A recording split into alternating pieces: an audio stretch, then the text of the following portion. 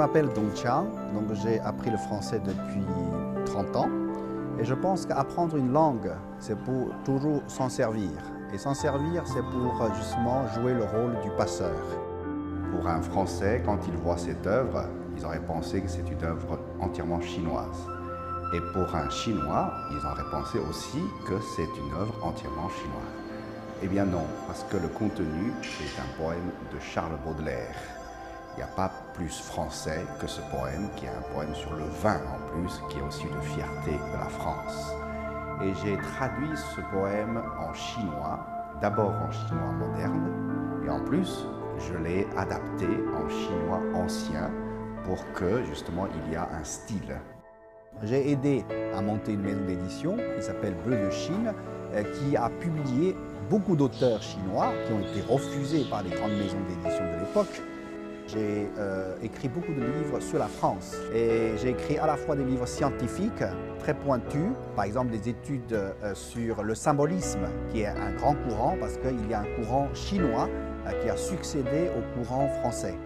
Mais j'ai écrit aussi des choses de grand public où j'ai parlé de la France et j'ai écrit même une histoire de la littérature française pour les étudiants et pour les grands publics. Évidemment, en dehors de mes propres écritures, de mes calligraphies, moi aussi je suis un traducteur de grande activité. J'ai traduit une trentaine de livres dans les deux sens. Et la traduction pour moi c'est quelque chose de très important parce que c'est le seul moyen de faire passer justement des penseurs, des auteurs d'importance pour faire passer la culture de l'autre. J'ai traduit beaucoup d'auteurs français, des grands auteurs comme André Breton, comme Milan Kundera qui s'est exprimé aussi en français, etc., etc.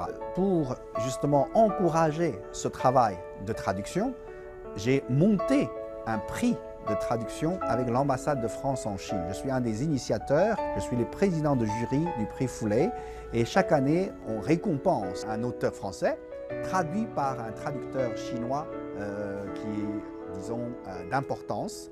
Une œuvre importante traduite par un traducteur de qualité qui offre un produit culturel de qualité aux lecteurs chinois.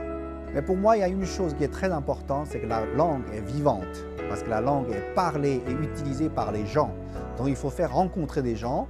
Donc j'essaie de faire venir les auteurs importants ou de participer à des débats très importants ou parfois d'animer des débats importants avec des auteurs français ou des Chinois ou constituer des dialogues entre des Français et des Chinois, ou parfois je suis moi-même conférencier, ou parfois je suis tout simplement animateur ou interprète. Je pense que le vrai travail d'un francophone chinois, c'est ça, c'est-à-dire d'aider à toutes les communications à s'établir.